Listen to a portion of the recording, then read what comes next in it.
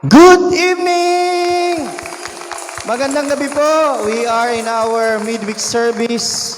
Our greetings to our senior pastor there, kasama si Sister Marilyn Dumago, and to all the eagles around the world. Sabayan niyo po kami. Purihin natin ang Diyos na buhay. Hallelujah!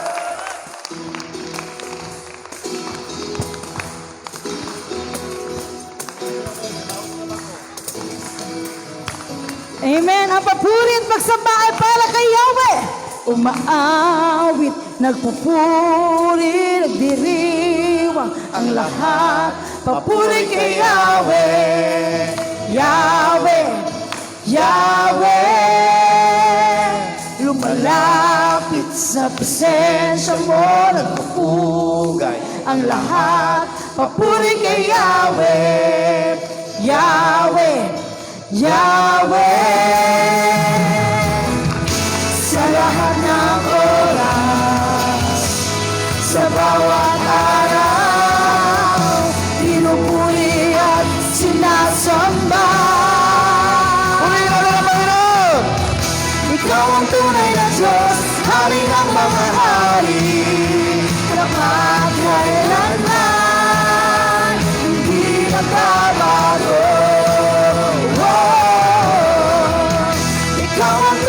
Diyos, hari ng mga hari, kapagkailanman, hindi nagbabago.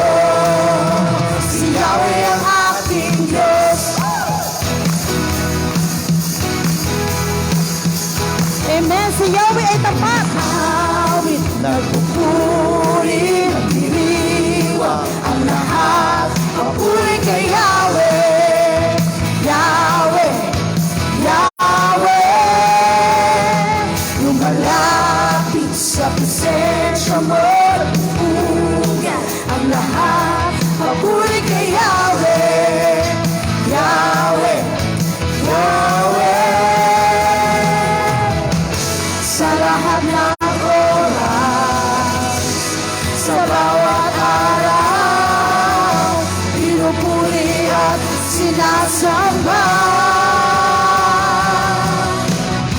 Ikaw ang tunay na Diyos, hari ng mga hari, kapagkailanman, hindi nagbabago. Ikaw ang tunay na Diyos, hari ng mga hari, kapagkailanman, hindi nagbabago. Si Yahweh ang aking Diyos.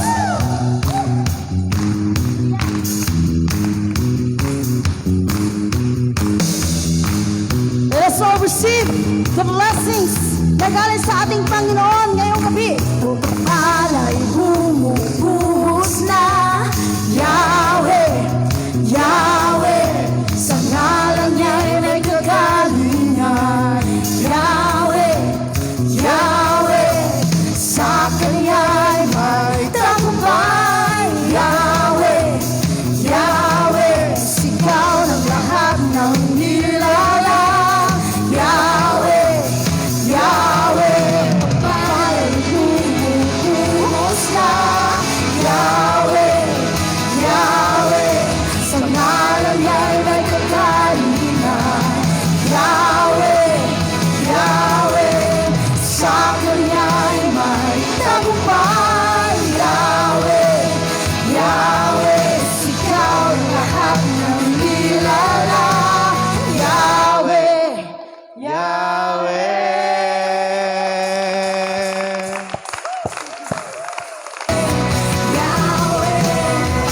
Ikaw ang tunay na Diyos, hari ng mga hari. Palakpakan po natin ang ating Panginoon! Kailanman, hindi nagbabago. Ikaw ang tunay na Diyos, hari ng mga hari, kapagkailanman, hindi nagbabago. Si Yahweh ang aking Diyos. Si Yahweh ang aking Diyos.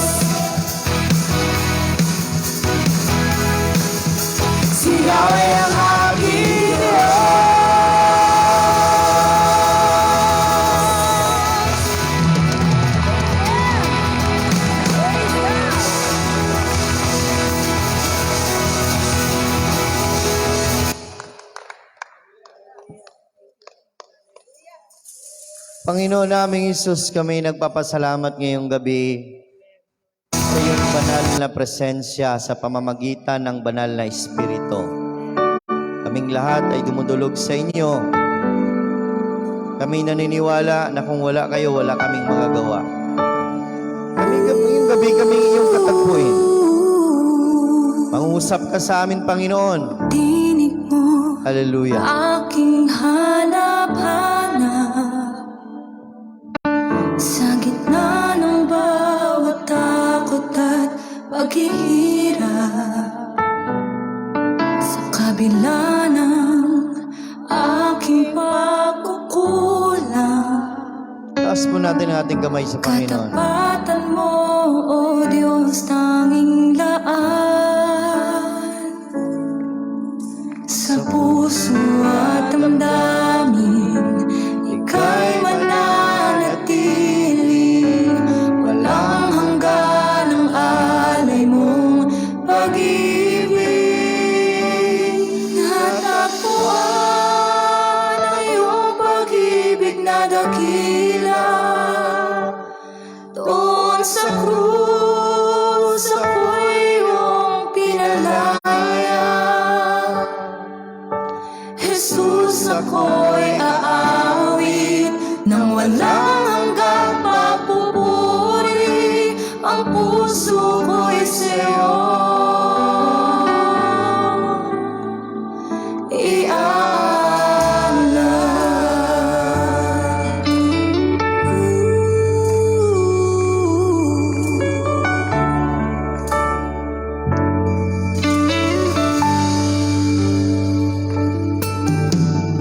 Panginoon, ikaw ang kaagapan. Kabutihan mo sa akin di nakukulang. Panginoon, ikaw lang ang kailangan. Magpakailanman sa'yo ako'y mananahan. Sa puso at damdamin, ika'y mananatili. Walang hanggan ang alay mo pag-ibig. Natagpuan ang iyong pag-ibig na dakila. Doon sa krus ako'y iyong pinalaya. Jesus, ako'y aawit nang walang hanggang papupuri. Ang puso ko'y sa'yo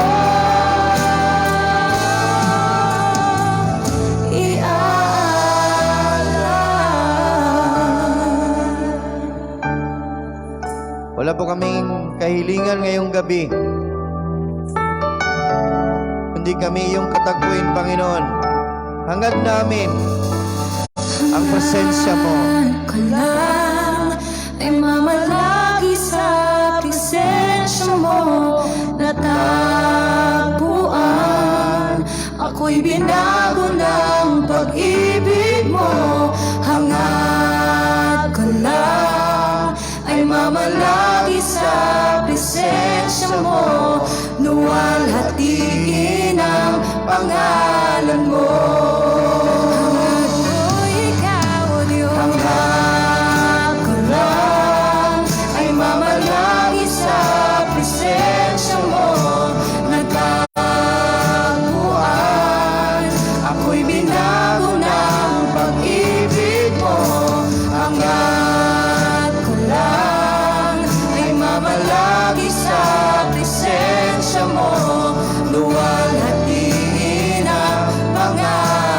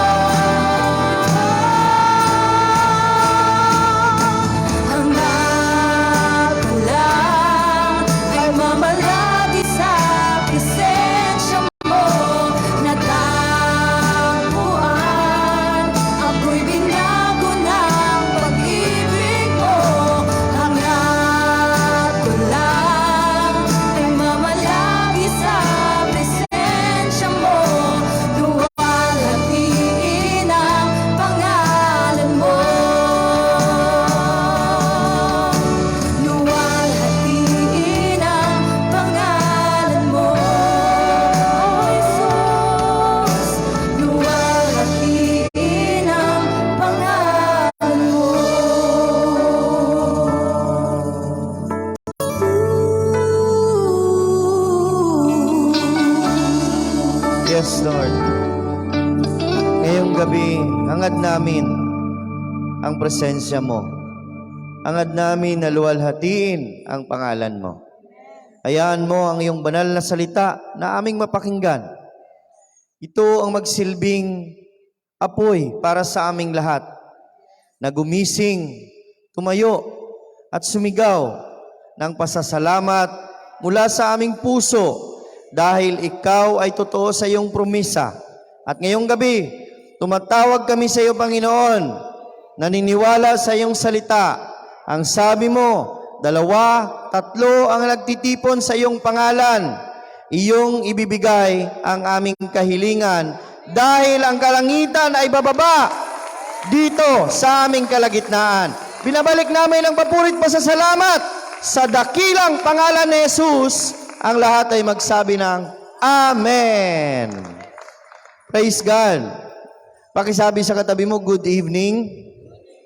Tayo nagpapasalamat ngayong gabi dahil sa kalagitnaan ng isang linggo, middle week, binibigyan ulit tayo ng Panginoon na makakuha ng lakas, hindi lang sa ating physical, higit sa lahat sa ating spiritual.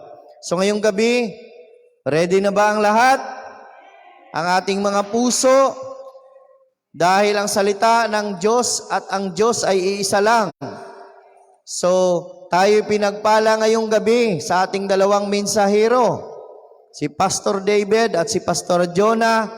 So, hayaan natin ang salita ng Panginoon na siyang papasok sa bawat puso natin at magbabago sa ating lahat ngayong gabi.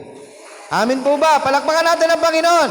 Ating i-welcome ang salita ng Panginoon at ang kanyang mensahe ngayong gabi sa ating mga mensahero. Palakpakan po ulit natin ang Panginoon. Praise the Lord. Thank you so much, Pastor Raymond, sa pag-welcome po ng ating pong midweek service sa pamamagitan po ng praise and worship at maging sa prayer. Bagong lahat, nais ko po na magbigay po ng comfort sa Aligin family, particularly to Pastor Rosalyn Aligin. Kagabi po, isa sa kanyang anak na aksidente at sa kadayalanan po na siya po ay namatay. Dahil sa aksidente na yan, kami po, taos puso, nagbibigay po ng sympathy at comfort sa inyo pong lahat. At ayan po, yung pagpapala ng Diyos ay patuloy po kayong aaliwin. I-encourage ka ng Panginoon na ang buhay po natin dito ay temporaryo lamang. At balang araw, makakapiling po natin ating pong mahal sa buhay sa presensya ng Panginoon. Praise be to God. Let us give a clap of praise to that. Even in spite of the loss of our loved ones, we still rejoice because we know that if a person has Jesus in his life, no, meron po tayong masasabi na assurance that person is a believer of the Lord and will be in the presence of God. This evening, we're going to share about the effectual prayer in faith together with Pastor Jonah. Ito po yung mensahe na amin pong ibabahagi po sa ating pong lahat. In Colossians chapter 4, verse 2, ito po yung salita ng Diyos, sinasabi po dito, devote yourself to prayer, keeping alert in it with an attitude of thanksgiving. Sige po, Colossians 4:2. Colossians 4:2, yung salita ng Diyos, sabi niya, devote yourself in prayer, keeping alert in it with an attitude of thanksgiving. We need to understand that apart from prayer, without prayer, God cannot move. So, it takes prayer. If you want God to move in your life, there is no other way. There is no highway nor byway. It is only through prayer. Now, this message telling us in Colossians chapter 4, verse 2, Apostle Paul is encouraging us that we should devote ourselves in prayer. Now, meron pong tinatawag dalawang klaseng prayer. Yung sinasabi nilang efficient kind of prayer and effective kind of prayer. Ano po ba yung efficient kind of prayer? Ito po yung klaseng prayer na alam mo mag-pray kahit kumakain ka pa ng mani. Memorize mo ang prayer, kagaling mag-pray. No? Kahit pa tawag dyan, may ginagawa, kaya niya mag-pray. Yun yung sinasabi natin, efficiently. He knows how to pray. But the question is, does that kind of prayer is effective? Paano po ba malalaman natin na yung prayer po ay effective? Isa lang pong sagot dyan, meron pong resulta. Pakitanong nga yung katabi niyo po, kamusta sis o Brad yung prayer life mo? Meron po bang resulta yung bawat mga panalangin natin? I truly believe lahat ng mga prayers natin, meron pong kasugutan ng Panginoon. It's either no, yes, and wait. So, with that, brothers and sisters of the Lord, tonight, let's go further. How can we know? How can we see our prayer will be answered by God? It is through this message tonight. So, there is principles regarding with prayer, brothers and sisters in the Lord. I would like to share to you the principle of an answered prayer. If you want to see your prayer will have a result, kung gusto po makita po natin na meron pong effective yung prayer po, epektibo po yung prayer po natin, yung meron pong kasagutan yung bawat panalangin po natin, unang-una po dapat nating tingnan, yung prayer ko ba ay naaayon sa will ng Panginoon? Would you think that for a second? Ang prayer ba natin, ito po ba naayon ba sa kalooban ng Diyos? Dahil po dito po sabi ng salita ng Diyos sa unang 1 o 1 John 5:14, this is what the word of the Lord says. And this is the confidence which we have before Him. Okay? Makakaroon po tayo ng kumpiyansa sa paglapit po natin sa ating pong Panginoong Diyos kapag ito po yung meron pong pangyayari. That if we ask or if we pray anything in accordance to God's will, then our Father in heaven, we're going to answer it. Amen? So, would you believe na hindi lahat ng prayer sinasagot ng Diyos? Amen? Kasi tingnan po natin ito pong Luke chapter 22, 41 to 42. This is Jesus, Son of God. Jesus, praying to His Father. Sabi niya, if it is possible, you take away this cup from me, this cup of suffering. But still, not my will, but yours will be done. So, hindi po lahat ng prayer, mga kapatid, ay sinasagot ng Diyos. Only the prayer in accordance to His will. Amen po ba? So, in order for us to see that our prayer becoming effective, meron pong kasagutan yung bawat prayer po natin, ang unang bagay dapat natin pagtuunan ng pansin, ito bang prayer ko ay kalooban ba ng Diyos? Kagaya ng ganito, minsan po may narinig ako. Isa pong lover, pangalawang lover ng isang lalaki, nanalangin siya. Panginoon, naway, si number 1 ay kunin mo para maging kami na ng aking lover. Abay, prayer din yun Pero hindi yun will ng Panginoon Tama po ba? So, hindi po lahat ng prayer na akala natin, pwede nating isambit na makikinig yung Diyos. It is only through the will of His Father that we could really see that is effective for all of us. Secondly, the principle of an answered prayer, or we will going to see that will be an effective prayer, is when we pray in faith. Pangalawa po is pray in faith. Dito po sa Hebrews chapter 11 verse 1, ang salita ng Diyos, ang sabi niya po dito now faith is the substance. Everybody say substance. So ibig sabihin po, pag sinasabi niyo pong substance, meron pong dinadala. Meron pong tayong pinanghahawakan. Okay? Ang faith daw po is the substance of the things we hope for. Kung ano po yung pinapaniwalaan mo, ng buong puso mo, yun po yung faith. Amen? The evidence of the things not seen. Ay, ganun lang po yun, pastor. Pag-pray pala, kailangan pala ng faith. Mga kapatid, wag po natin ismulin yung faith. Don't you know in Hebrews chapter 11 verse 6, the Word of God tells us, but without faith, Hebrews 11:6, without faith, it is impossible to please Him. Brother Josh, Hebrews 11:6. It is impossible to please God. Hebrews 11:6. Kanina po. It is impossible to please God, for he who comes to God must believe that He exists, and that He is rewarder of those who diligently seek Him. Balikan po natin, Brother Josh, yung kanina Hebrews 11:1. Yun po. Yung Hebrews 11, okay, kasunod po niyan. Yan po. For without faith, it is impossible to please God. Hebrews 11:6 po yan. So, ang faith po ay mahalaga. Dahil kapag wala po tayong faith, di ba, ito po yung substance, ito po yung masasabi natin na factor in order for us to get an answered prayer. Allow me to share to you this story that can be found in Matthew chapter 9, verse 27. Sige po, tingnan po natin ito pong istorya. Kung saan, nagkaroon po ng kagalingan ito pong dalawang bulag na tao. Dito po sa Matthew chapter 9 verse 27 onward, sabi po dito, no, when Jesus departed from there was two blind men followed him, crying out, saying, Son of David, have mercy on us. Remember, sa time po ni Jesus, madalang ka maririnig na ang tao po, tumatawag sa isang tao po, Son of David. Ang word po na Son of David, it is equivalent of telling that person he is the Messiah. Here comes dalawang blind man. Hindi nila nakita si Jesus, and yet they called Jesus as Son of David. Because many years it was been prophesied in the book of Isaiah that there will be Messiah, in the book of Isaiah that there will be a Messiah. No?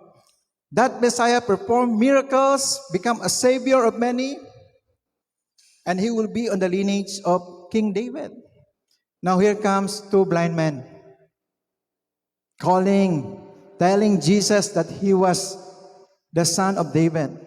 Alam niyo po, ito pong Matthew chapter 9, hindi po natin 27 to 34, hindi po natin lubusan maunawaan kung hindi po natin iba-backstory ng konti. Tingnan po natin ito pong backstory ng konti. Dito po sa una po, ito pong sa Matthew chapter 9, ito po yung scenario na kung saan there was a woman who believed for 12 years and then found healing. Yung 12 years na pagdurusa niya, nung tinouch niya yung garment ni Jesus, nagkaroon po ng healing. At sinabi po ni Jesus sa babae na yon na gumaling, Daughter, your faith hath made you well. Alam niyo po anong ginawa ng daughter? Sabi niya, kung maabot ko lang yun, maabot ko lang yung garment ni Jesus, ako'y gagaling. Ganon katindi yung faith niya. To think, maraming mga kalalakihan surrounded kay Jesus, at madalang lang ang mga kalalakihan makakasama ng mga kababahian. Ang ginawa ng babae, dahil hindi man siya makalapit kay Jesus, abay, kung sa Ilonggo pa, nagkamang para maabot niya lang yung garment ni Jesus. Dahil sabi niya, kung mahawakan ko lang yun, kanyang garment, ako ay gagaling. Kaya nung sinabi po ni Jesus sa babae na yon, your faith had made you well. Second din, nakita po natin, the raising of Jairus' daughter na namatay because of faith. Kaya naging usap-usapan ito sa lugar na yon, na si Jesus nagpapagaling ng mga may sakit, yung mga patay, binubuhay niya. Narinig ito ng blind man. Hindi nakita, ngunit narinig.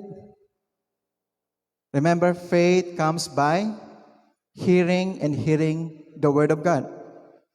Now, when they heard that Jesus passed by, immediately they shouted, Jesus, Son of David, have mercy on us. So tingnan po natin ano po yung kasunod na scenario doon. Dito po sa next, makikita po natin ang kanyang salita sa verse 28. And when he had come into the house, the blind man came to him, and Jesus said to them, Do you believe that I am able to do this? They said to him, Yes, Lord. Next, makikita po natin ang salita ng Diyos. Itong dalawang blind man, nagsabi ng oo. Naniniwala siya na napapagaling yung ating pong Panginoong Diyos. Sabi, do you believe that I am able to do this? Yung nais mo, alam mo ba yung gusto mong kagalingan? Naniniwala ka ba na kaya kong gawin yon? Sinabi ng dalawang blind man, Opo, Panginoon.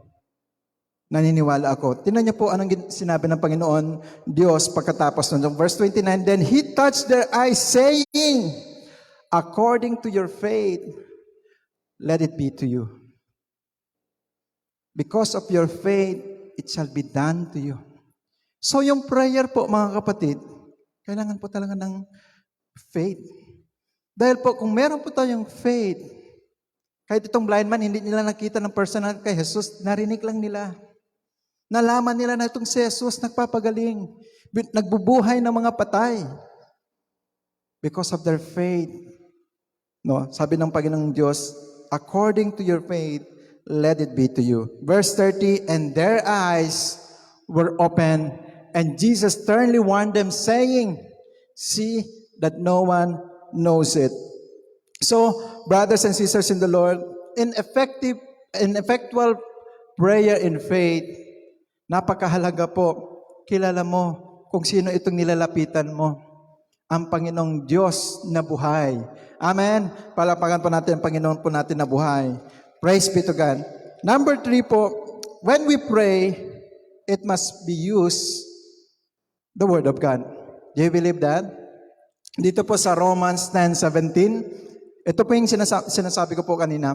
So then faith comes by hearing, and hearing by the Word of God. The more we read, the more we hear, the more we read the Word of God, it becomes faith. It's just like I tell you, do you believe that once upon a time that there was Dr. Rosa Rizal? Definitely you will say, yes. Naniniwala ako dyan, Pastor. Bakit ka naniniwala? Nakita mo ba siya ng personal? Hindi. Dahil sinabi ito sa history book at tinuturo ito ng aking mga guro. Kung ang national hero nga, pinaniwalaan natin, how much more itong Lord and Savior po natin na mababasa natin sa Biblia. Remember, every book in this world can just give you information. If you want to know about science, you are going to gain knowledge from science. Math, knowledge from math. But if you want transformation, you need the Bible. Because upon hearing and hearing the Word of God, it produces faith. Now, that is already a substance. That when you use it through prayer, makikita mo talaga, meron pong pagbabago, meron pong resulta mangyayari sa panalangin niyo po. Palapagan po natin Panginoong Diyos. Hallelujah. Naalala ko po, during sa time ng BCF Royalty, ng baptism, kasama ko yung BCF Royalty doon po sa may Glan. Habang po kami ay pauwi, nag-abot na po kami sa may San Isidro, isa sa mga anak ng uma-attend sa BCF Royalty, si Sister Gigi, nagkaroon ng lagnat. Bago pa lang sila sa faith, sabi pa nila Brother Nolly, Brother Joseph, sila Pastor Dave, i-pray natin itong batang ito. Kawawa naman, kagagaling lang natin ng baptism. Para bang hindi magandang senyales yun. Victory, tapos pag-uwi, nagkaroon ng lagnat. So, imbes magkaroon ng victory o joy, magkakaroon pa ng worriness. Yung family, sa pag-uwi. Sabi ko sa kanila, Brother Nolly, Brother Joseph, buksan natin yung Bible. Ano ba sabi sa James chapter 5, verse 13 onwards? Does any one of you sick? Meron ba sa inyo na may sakit? Let them ask yung elder of the church to pray. Pahirin siya ng langis at yung panalangin na meron pong pananampalataya, ay subok na matatag. So nung binasa ko po yung talata na yon, nakita po sa Santiago 5, at narinig ito ng nanay ng bata na may sakit, abay, sabi niya, Pastor, sige, ipag-pray po natin. So yun po, ito po yung prayer, you are using God's Word. And mind you, when you pray using God's Word, I could really testify that the following day, gumaling yung bata. Praise be to God. That's how when we use the Word of God through prayer, nakakaroon po ito ng resulta kung tayo po ay gumagamit ito. Number 4, when we pray, we should pray and ask with a clean heart. Many years, nung ako po ay nag-uumpisa pa lang po sa aking pong faith, there was a certain verse na madalas ko itong ginagamit. Ito po yung 1 John 1:9. Okay? Can we just read that? If we confess, 1 John 1:9, if we confess our sins, He is faithful and just. So nakita po natin, no? Si Apostle John, sinabi niya po dito that if we confess, it speaks about personal. It is a personal thing. Na kapag ikaw ay nananalangin, magkumpisal po sa Panginoon, meron po tayong Diyos na tapat. At hindi lang pong tapat, no? Siya po ay just. Ano po ibig sabihin niyan? God is faithful to forgive us. However, He is also just. Sabi natin na, sige Anyway, papatawarin din pala ako ng Panginoon kahit ako ay gagawa ng kasamaan, hihingi lang ako ng kapatawaran sa Kanya. Remember, He is equivalent, faithful, and just. Yes, He forgives, but remember, we cannot escape the consequence of our wrongdoing. Amen? That's why it tells us that our God is faithful and just. At sabi niya po, no, He will forgive our sins and purify us from all of our unrighteousness. Brother Josh, makikita pa natin yan. Forgive us our sins and purify us from all unrighteousness. Ito po yung una na verse. Madalas ko po itong ginagamit, yung 1 John 1:9. However, dahil nga, sabi ko, okay pag magkakasala ako, may 1 John 1:9 naman Pero habang ginagawa ko yung gano'n na kind of prayer, na 1 John 1:9, sabi ko, hindi ako nakakaroon ng victory. Instead, nakaroon ako ng license na pwede pala akong gumawa ng kasalanan and papatawarin pa rin ako ng Panginoon. Sabi ko, nagre-wrestle talaga ako sa faith ko during the time. Sabi ko, madalas ko binabanggit that I am victorious, but at the end, uuwi ako ng bahay, defeated na naman ako. Babalik naman ako sa dati kong ugali. Until I found this word in James chapter 5 verse 16. The same word, confess. Pero kakaiba tong klaseng confess na ito. Therefore, confess your sins to each other and pray for each other so that you may be healed. You know what? It speaks about accountability. The moment I open it up, siyempre sa trusted naman I open it up kay Pastor Marlene, yung struggle ko sa mighty men of faith natin dito sa simbahan nito. I open up my struggle. I found myself, nakaroon ako ng accountability. And with that, every time na parabang kung sa Ilonggo pa, nagatukar na naman, ayan na, maghambal ako, brother, please do pray for me. I'm in struggle today. You know what? When you confess your sins to one another and pray for one another, you will be healed. The next verse tells us the prayer of the righteous is powerful and effective. I love the word powerful and effective. Ibig sabihin po kapag pure yung heart po natin, clean yung heart po natin, no?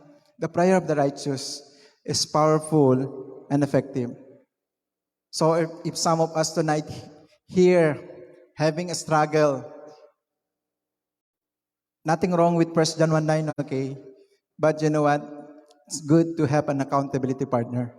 Kasi doon ko po nakita yung kagalingan spiritually, kung saan po nakaroon ako ng bondage for many years sa aking pong lifestyle, old lifestyle. The moment I confess it to my brothers in the Lord, to my mentor, they helped me up. They prayed for me, and then I found the healing, the deliverance. Thanks be to God for the prayer of the righteous person, because it's indeed powerful and effective. Let us give a clap of praise to that. Praise be to God. Kaya nga, ito po yung panglima, yung sinasabi ko po, pray in agreement. Kasi po, napakahalaga kapag meron po kayong accountability partner or prayer partners to be exact, to tell you. Kasi po ang sabi ng salita ng Diyos dito sa Matthew chapter 18 verse 19, to say it in another way, if two of you on earth. Agree on anything you pray for. Wow. My Father in heaven will do what you ask. Amen? So there is power in agreement. Of course, hindi lang mo yung basta-basta na, ay, Brad, sige, pray tayo sabay. No, iba din talaga yung sinasabi, yung sabi ni Pastora, kapag kulang yung faith mo, hanap ka yung tao na, uy, mataas na yung faith. Like Pastora Marlene, Pastora, please do pray for me. Alam ko, nagpupray, may faith naman ako sa Panginoon, pero iba din talaga kapag kasama kayo. So it's a partnership. Para bang kung pupunta ka sa isang tindahan at kulang yung pera mo, hahanap ka ng ibang kasama, brother, pwede mo ba ako tulungan? Sige brother, ito para mapuno yung kulang na meron ka. Same is true with faith. When we pray, when we have an agreement, that will become an effective kind of prayer in faith. Hallelujah. Lastly, as I'm going to end up this message, the prayer that when we ask in Jesus' name. Okay?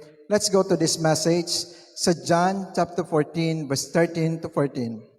And I will do whatever you ask in my name, in the name of Jesus, so that the Father may be glorified in the Son. Ang purpose po kung bakit sinasagot ng Panginoong Diyos ang panalangin po natin, ay ito po upang magbibigay po ng glory yung ating pong Panginoong Diyos, kaluwalhatian. Kaya madalas naririnig nyo po, no? Parang pag meron pong victory, madalas naririnig natin sa iba natin mga kasama, glory to God, ang Panginoon po yung kumilos. Hindi po ako, hindi kagalingan ko yan. Yun po ay gawa ng Diyos. It is the glory of the Lord. Verse 14, you may ask me for anything in my name, then I will do it. So in the name of Jesus, that is power. So tonight, my last verse can be found again in Colossians chapter 4, verse 2. Devote yourselves to prayer, keeping alert in it with an attitude of thanksgiving. The word keeping alert in it means focus on it. Have a blessed midweek service to all of us. Remember that you are blessed in Christ Jesus.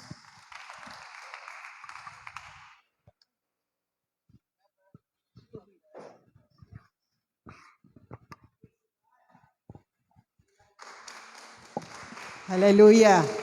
So, we have known how to really be effective in our prayer, in faith.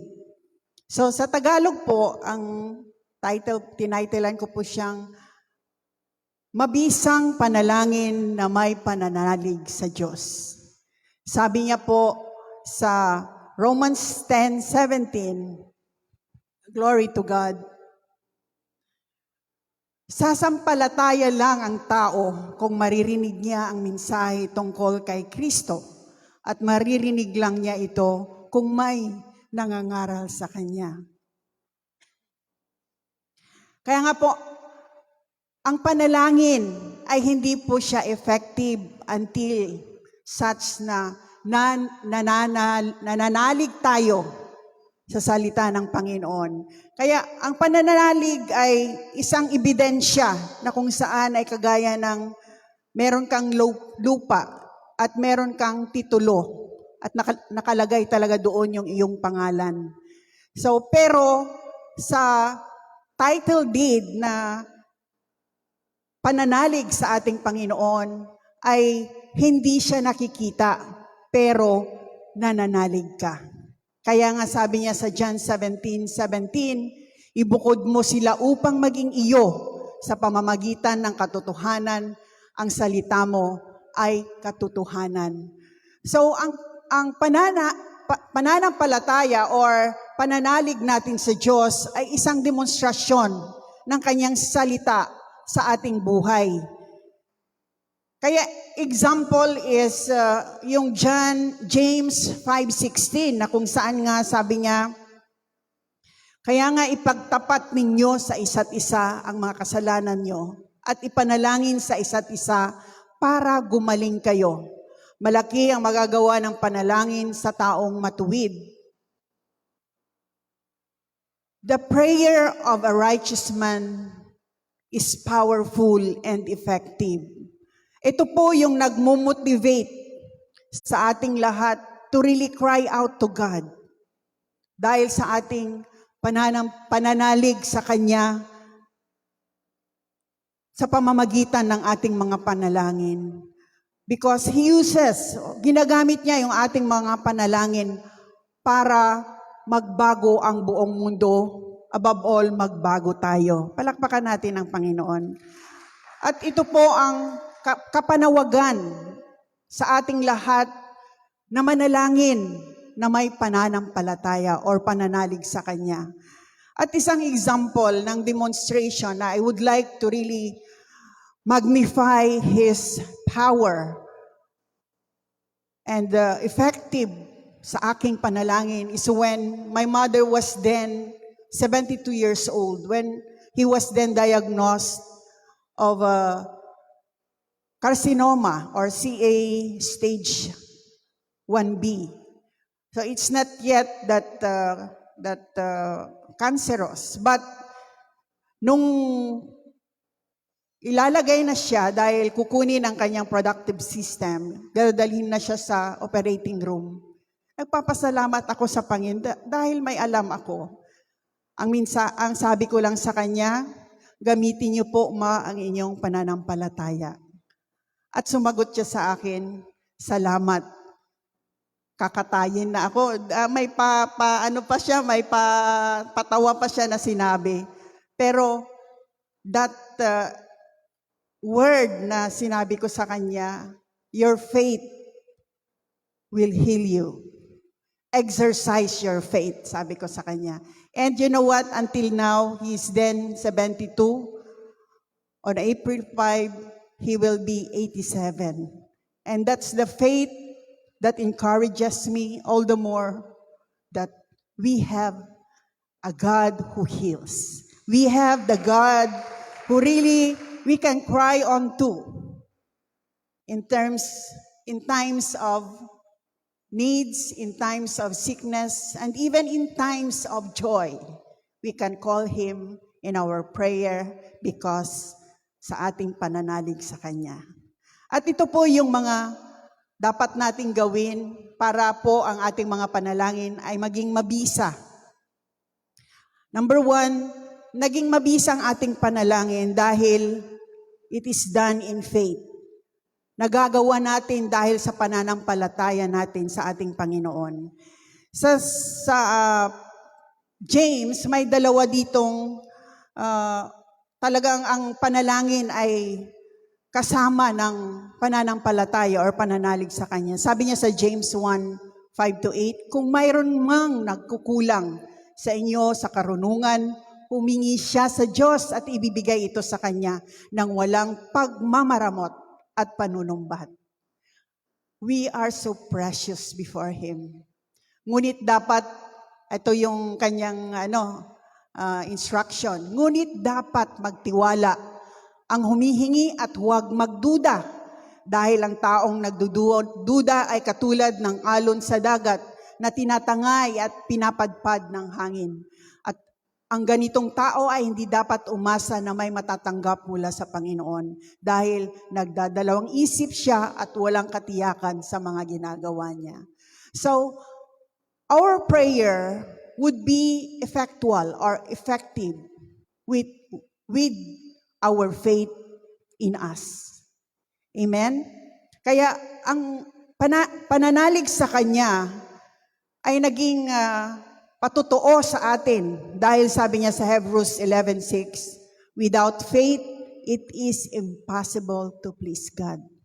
At that moment na sinabihan ko si Mama, talagang yung saya na sa akin because she is really confident that God will be with her in the operating room until na lumabas siya. And until now is the manifestation of the faith, of my faith and the faith of my mother through our prayers. Very powerful. Kaya yung ating mga request na ginawa natin dahil sa pananampalataya natin, ay hindi ito about sa mga resulta na nangyari sa ating buhay, but rather it has to do with simple belief that God exists, that God is alive in us. And nakikinig po siya sa atin, nakikinig po siya sa ating mga panalangin totoo. At ang outcome po ng ating prayer ay mamagnify natin na siya po ay Panginoon na matulungin, maawain, at siya po ang Panginoon ng may-ari ng buhay na ito. Hallelujah! Palakpakan natin ang Panginoon. At isang panalangin din na kung saan ay naging mabisa ang ating mga panalangin sa Kanya ay dahil tama po yung motibo ng ating puso. Ang maghihinder lang po ng mga panalangin natin ay dahil mali po yung ating mga motibo. Kaya in every day of in our Bible study, in everything that we do, na kung saan ay maging kalugod-lugod tayo sa Kanya, let's check our heart. Na kung ang motibo nga natin ay ayon sa Kanyang salita or gusto lang natin. So we have check attitude. Kaya meron tayong example or naging effective din yung mga panalangin natin dahil our prayer is intentional. Our prayer is specific, strategical, and scriptural. Kaya yung ating pananampalataya na kung saan ang salita ng Panginoon ay nasa sa atin na, dinidemonstrate niya yon para mamagnify natin na talaga siya ay ang healer natin, siya ay ang provider natin, and everything. Siya ay kumpletong Panginoon sa buhay natin. Hallelujah. So sabi niya sa James 4:3, at kung humingi naman kayo, wala kayong natatanggap dahil humingi kayo ng may masamang motibo para mapagbigyan ang sarili niyong kasiyahan. So when we pray, we should check our hearts if it is aligned to the character of God or to the motives of our heart that will please Him. Amen? Kaya pala, hindi na sasagot yung ating mga panalangin dahil iba po yung ating motibo. Hallelujah. So, purify our hearts so that ma-qualify po yung ating mga panalangin sa Kanya. Another, effective prayer comes from the lips of the righteous. Ito ang example ni James sa ating lahat. Ang Panginoon ay hindi nagpupromesa na ang ating lahat na panalangin ay masasagot. Pero, ang sabi niya dito, kung ang taong nananalangin na may pananampalataya, na may tamang motibo, at makonsider mo ang sarili mo na anak ako ng Diyos, may karapatan akong humingi, may karapatan akong i-demonstrate niya at ma-display yung kanyang kapangyarihan dahil sa ating right prayer and right relationship with Him. Kaya, i-check natin palagi, maging careful tayo sa puntong hindi tayo perfect, pero ang Panginoon natin na siyang nakikinig sa ating mga panalangin ay perfect. Siya po yung righteousness. Siya po yung totoong nasa atin na kung saan ay nagagawa natin sa kapangyarihan ng banal na Espiritu na i-display natin yung righteousness niya sa iba. Hindi po tayo ang may righteousness. Bagkus the Spirit of righteousness in us will make us powerful in our prayer and effective sa lahat ng ating hinihingi sa Kanya. Glory to God. So, our holy living does not matter in prayer.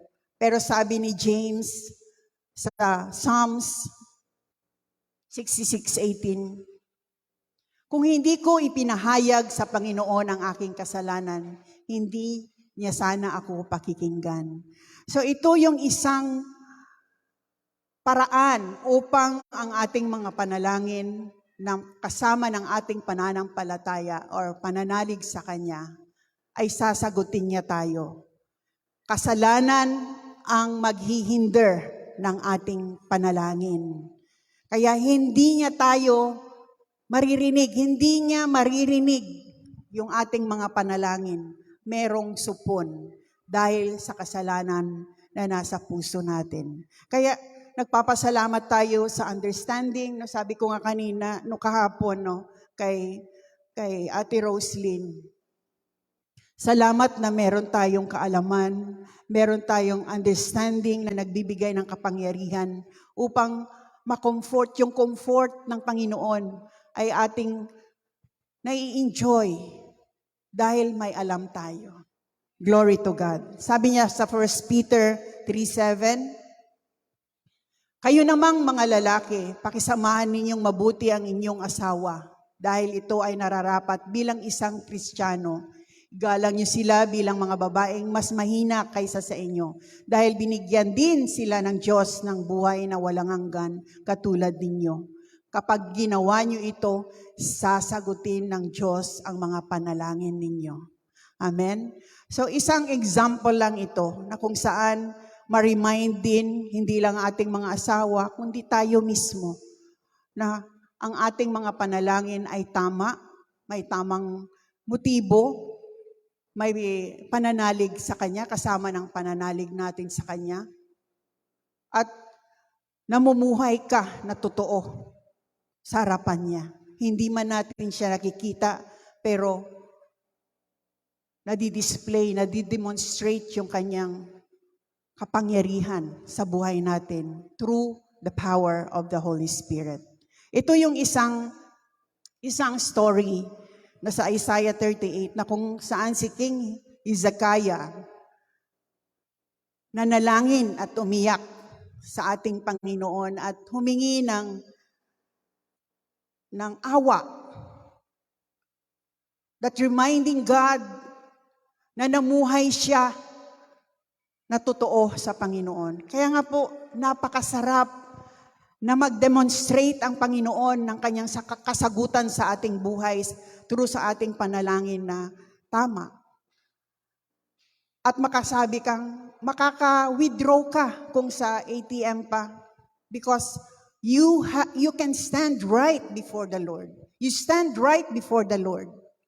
At alam na alam mo na pinupuri mo siya, sinasamba mo siya, at namumuhay ka sa gustong buhay habang naririto sa lupang ito. Kaya, kita nyo, meron namatayan man tayo, meron mang nakapasa ng license, exams sa mga anak natin o sa mga pinsan natin, naroon ang galak na hindi mababayaran. Hallelujah. Glory to God. Kaya sabi ni King Hezekiah sa verse 3, sinabi niya, Panginoon, alalahanin po ninyo kung paano ako namuhay ng tapat at buong pusong naglingkod sa inyo at kung paano ako gumawa ng mabuti sa paningin ninyo. At umiyak siya ng husto. He really cried out. And sa verse 5, ito po ang sagot ng Panginoon, na bumalik siya kay Hezekiah at sabihin ito. Sinabi ng Panginoon, ang Diyos na iyong ninunong si David. Narinig ko ang iyong dalangin at nakita ko ang mga luha mo. Dadagdagan ko pa ng 15 years ang buhay mo. Wow! Kanina lang, na-remember ko si mama ko. Dinagdagan niya ng 15 years din po now. 87 na siya. Glory to God. So, it's an inspiration. It's parang pagkain na napakasarap na kung saan ay nanamnamin mo hanggang sa namumuhay tayo dito sa mundong ito. We have different testimonies that we could shout out to all people for us to prove to them that God, our God in this ministry, Victory Christian Fellowship, is alive. Amen? Whew! Thank you, Lord. At ang panghuli ay, effective prayer has to posture of your will be done.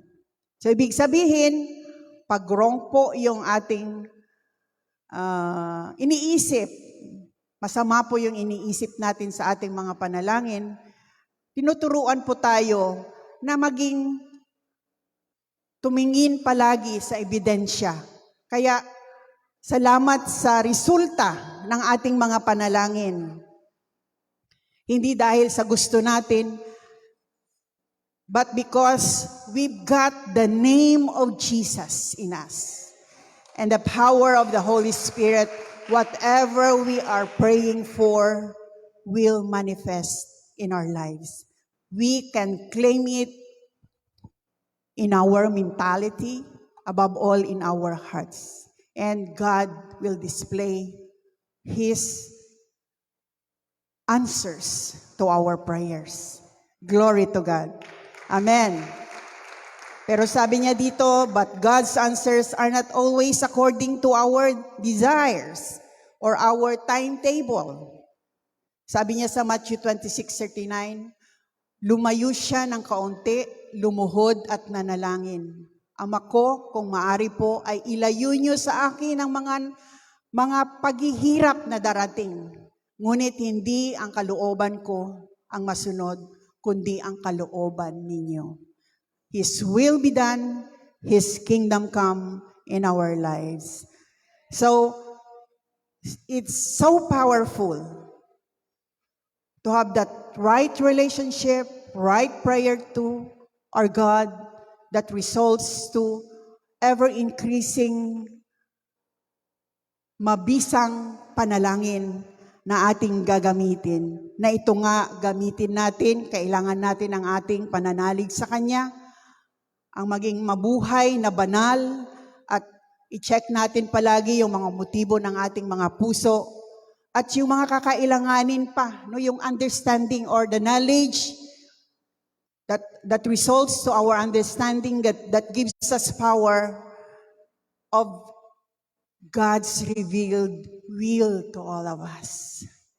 Glory to God.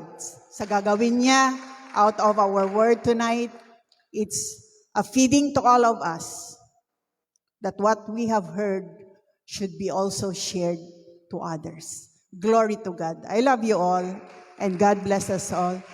Hi, Pastora. We love you.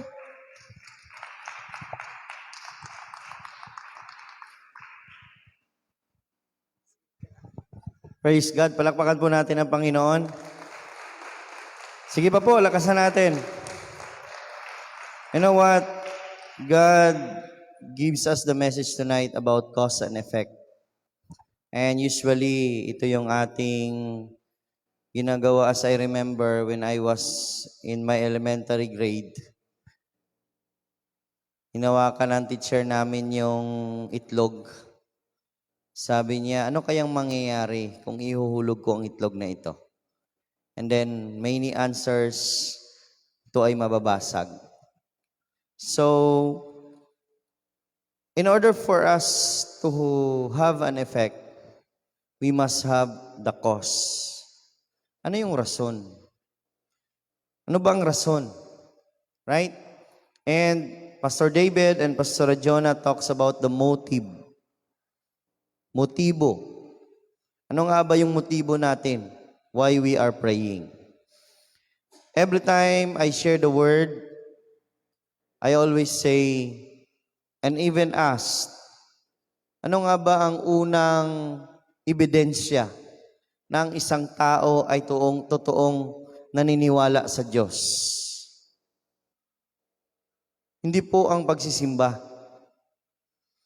Ang totoong naniniwala sa Diyos, ang unang makikita sa Kanya ay nananalangin. And the question is, with regard to prayer, what caused your prayer to be effective? Ano ba ang nagkukos sa prayer mo para maging effective? Tingnan natin yung kay Pastor David kanina. Una, it must be in line with God's will. Right? Pangalawa, of course, faith. So, saan ba nanggagaling yung faith? As to relate to the topic na binigay ni Pastora about faith, marami namang faith eh. Meron tayong tinatawag na faith to the Black Nazarene. Right? Meron din tayong faith to the quack doctor.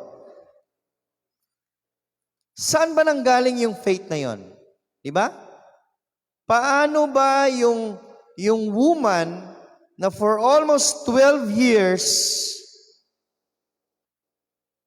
dinurugo, hindi gumagaling? Ano ba ang umpisa? Ano ba ang nag-cause sa woman na yon na lumapit kay Jesus? Napakinggan niya lang.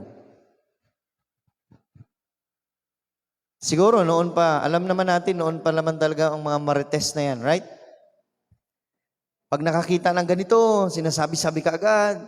And during the time of Jesus, maraming tao ang nakakakita sa kanya na gumagawa ng mga milagro. And here comes the woman who really have that desire to be healed. Narinig niya. At first, dito sa ministry, I was then invited lang naman po. And to whatever reason, basta ako ay naimbitahan. Ang nangyari, nakarinig ako, hindi ng chismis, hindi ng salita ng Diyos. It all started from hearing and hearing the Word of God. After you hear the Word, you keep on hearing it again and again. Parang di mawala dyan sa isip mo nang marinig mo. Di ka nga makamove on sa probinsyano. Pero ang salita ng Panginoon, it keeps on going into your hearing.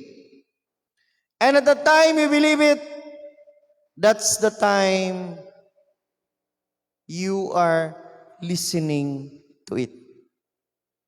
Because it goes down into your heart, in your spirit. And that is your subconscious mind. And there you are. Your brothers and sisters is now seeing you praying. Why? Because you believe.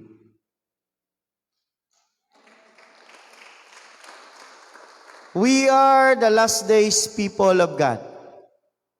Why we are praying? Because we believe in the words of our Lord and Savior. Those people na nagpapapako, naglulukdo, nagpapasa ng cross. Ini-integrate ko lang kasi malapit ng Holy Week. They believe that they can do what Jesus did. But there's one instruction that Jesus said to His disciples. Believe. That's why when we pray, we believe. The word is already given. What shall we do with the word? We must believe. You will find your prayer effective if you put the word of God that you believe. Other term for the word of God is the word of Jesus. Why? Jesus is the exact representation of the Father. What did Jesus brought to us? Did he brought the Father? No. He brought the Word. And that is why at the time he left, the Word remains. For what reason? For us to believe. And if we have the Word in our prayer, for sure, our prayer will be effective. Hallelujah. Are you blessed tonight? Hopefully, we continually to have that passion. That's why reading the Word is a prerequisite.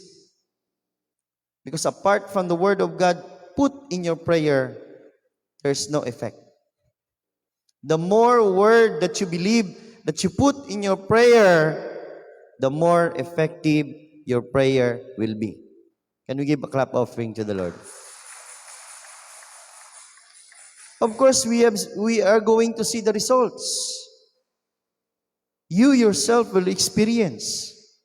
And that is why we grow in faith, because we have experienced that God really answer our prayer because we put the word after He spoke, we believe in what He said, and we put that in our heart, and every time we pray, we believe those words that He had said, and it will come to pass because it will always brings result.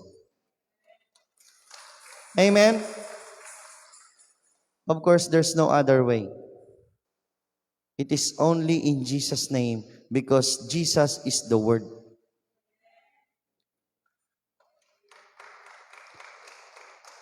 Are you blessed tonight? So I'm inviting you to please stand up. Let's give a clap offering to the Lord. Do you believe in Jesus? You need to believe in Jesus. And He is the Word. All you have to do is just to accept the Word tonight. Believe. All those verses that you have heard, believe and put it in your prayer, and surely you are going to experience the effectiveness of the Word of God. Let's close our eyes. Let's lift up our hands. Believe is the word. The more you hear the word, the more you believe, the more you put it and use it every day. Surely, God will show you, will allow you to experience, and you're going to discover at the time you are going to be elevated in your faith. Let's receive Jesus tonight. Ako po ay mananalangin. I will lead you in a short prayer. All of us will follow, even our live stream viewers. Sumunod po kayo sa aking maikling panalangin. Ang maikling panalangin na ito na makapangyarihan dahil si Jesus, ang salita, ang siyang ating tatanggapin at siyang magbabago sa ating lahat. Tayo po ay manalangin. Ama naming makapangyarihan sa lahat, salamat Panginoon sa iyong salita. Ako'y naniniwala na si Jesus, ang iyong salita, ang kailangan ko para maging makapangyarihan. May effect ang aking panalangin. Ngayong gabi, binubuksan ko ang aking puso. Ako'y naniniwala as I confess with my mouth, believe in my heart, I declare here on earth as it is in heaven, Jesus is my Lord and my Savior. Beginning tonight, I will be experiencing the power of your word, because I believe that I will never be the same again,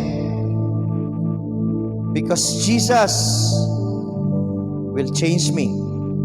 And I believe that my name is written in the book of life. Ako'y naniniwala, sabi mo sa iyong salita, if anyone is in Christ, the old has gone and the new has come. Simula ngayong gabi, naniniwala ako na ako ay bago nang nilalang kay Kristo. Ito'y aking samot dalangin sa pangalan ni Jesus. Ang lahat ay magsabi ng Amen. Praise God, dito na po tayo. Congratulations po. And I believe tonight, God will move upon our requests. Hallelujah.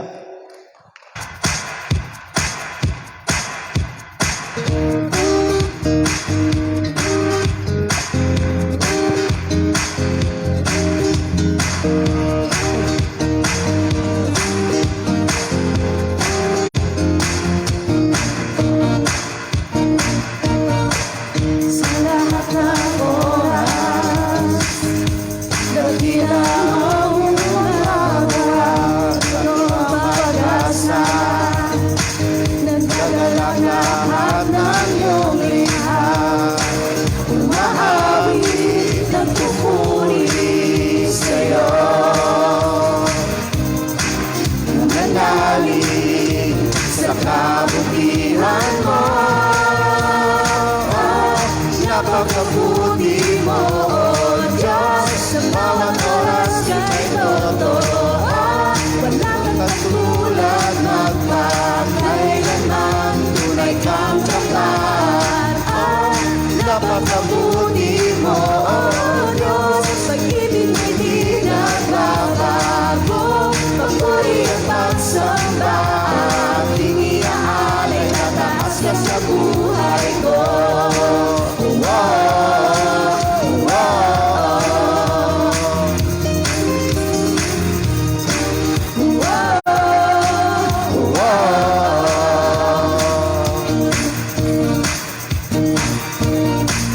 Sa lahat ng oras, dakilang ang pangagawa, iyong pag-asa, nagagalak lahat ng iyong likha, umaawit, nagpupuri sa'yo,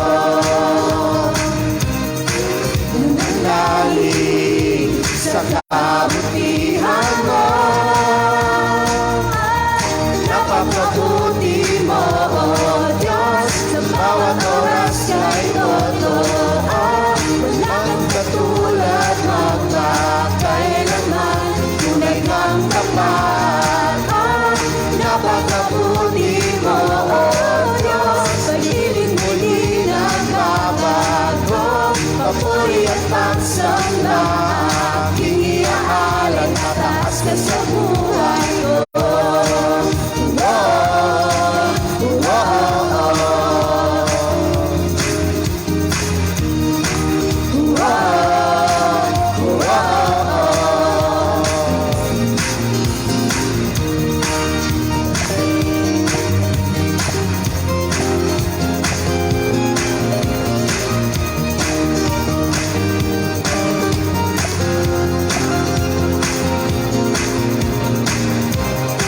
Umaawit, nagpupuri sa'yo, nananalig sa kabutihan mo. Napakabuti mo, O Diyos, sa bawat oras kay totoo. Wala kang katulad, magpakailanman, tunay kang tapat. Napakabuti mo, O Diyos, pag-ibig mo'y di nagbabago. Papuri at pagsamba, aking iaalay, tataas ka sa buhay ko.